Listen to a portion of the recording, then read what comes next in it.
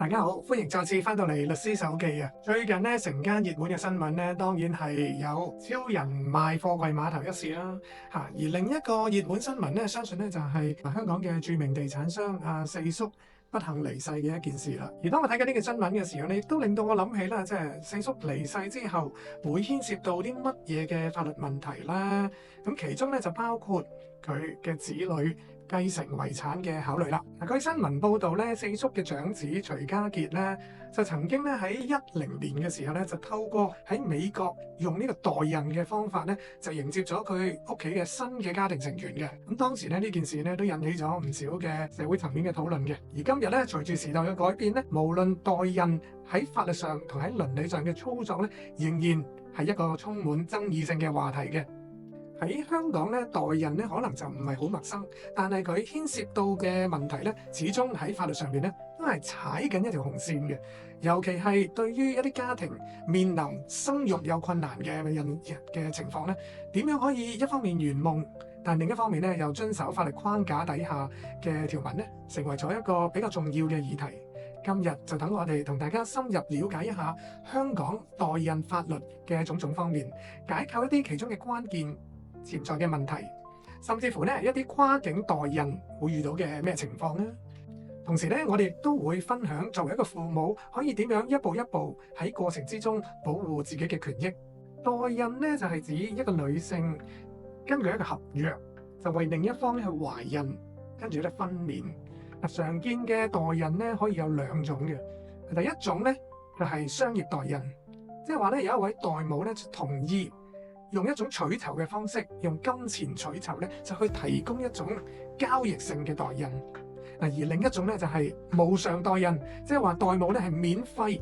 幫一位朋友或者一個家人咧去完成一個懷孕嘅過程，純屬自願。咁點解代孕咧會成為一個問題咧？就係因為代孕嘅法律地位咧喺唔同嘅國家喺唔同嘅地區咧係有唔同嘅。例如美國某啲州份咧代孕咧係合法嘅。甚至乎咧有啲法規咧規管得比較完善嘅。香港咧對代孕嘅法規咧係非常之嚴格嘅。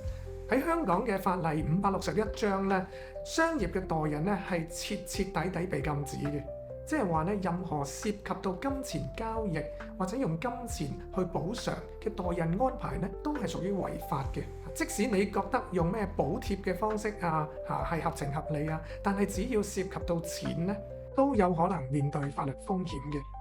而違反有關條例嘅人士咧，最高係可以被判罰款同埋監禁10年嘅。同時咧，就算係非商業嘅代孕咧，喺香港亦都唔係隨便可以進行嘅，係需要得到有關當局人類生殖科學管理局嘅許可。咁咧呢個申請嘅過程咧係非常之審核嘅個申請程序。如果未經授權進行代孕嘅咧，相關人士咧亦都係會有機會牽上好大嘅法律責任嘅。咁所以若果係想代孕，唔好講係咪有金錢嘅問題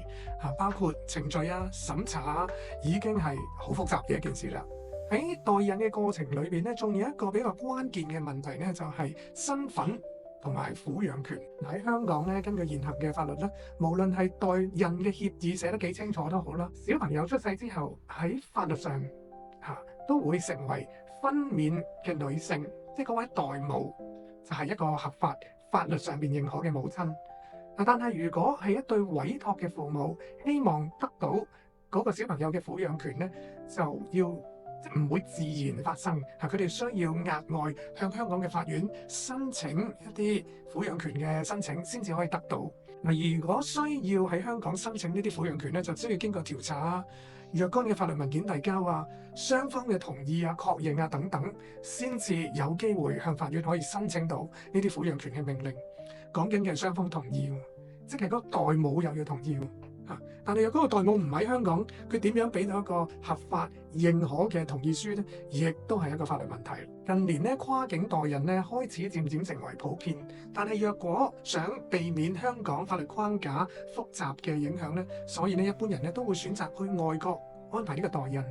但係係咪去咗外國做代孕就可以安枕無憂呢？其實咧，若果去咗外國或者境外代孕咧，亦都會帶嚟另一堆嘅問題嘅。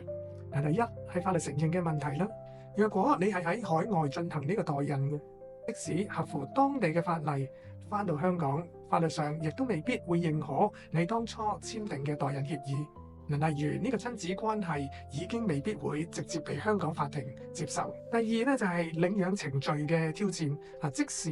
代孕嘅父母同埋委託嘅父母都同意呢個撫養權嘅安排，但係法庭咧可能咧亦都要要求需要進行一個法定嘅領養程序，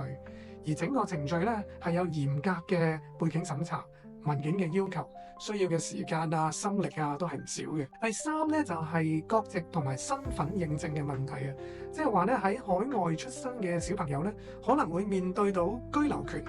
同埋身份文件嘅問題嘅，需要進一步嘅審查，例如證明佢嘅基因來源啦、家庭關係啦，係要證明呢啲嘢咧個手續咧係唔會簡單嘅。代孕咧仲會帶嚟一啲深層次嘅社會同埋倫理問題嘅。舉個例啊，你會唔會擔心代母喺過程之中突然間改變意願、反悔或者希望保留翻個小朋友呢？又或者委託嘅父母喺中途因為各種問題唔能夠成功攞到小朋友嘅撫養權呢？呢啲問題咧唔單止係法律層面，仲涉及到好多家庭嘅關係嘅。同時咧，若果小朋友嘅生殖材料嘅來源係嚟自委託嘅父母提供，咁就可能需要法庭咧係進行進一步嘅審查，睇清楚係咪有一個親屬關係。咁因為呢啲咧都會影響咗繼承權當中嘅風險咧，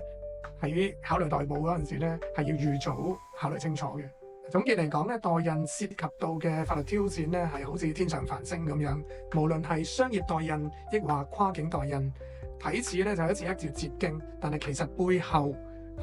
要經過嘅法律程序或者個風險咧，就唔係一啲好簡單嘅事嘅。所以如果你對代孕係有興趣，或者想了解更加多嘅咧，記得事前要諮詢專業人士同埋專業嘅律師，去確保自己唔好受到不必要嘅風險啦。希望咧大家記得訂閱、讚好我哋嘅頻道，甚至乎咧可以留言俾我哋，分享下你有啲乜嘢法律相關嘅題目想知多啲。下次咧我哋就有可能因應觀眾嘅意見而製作更加多嘅內容啦。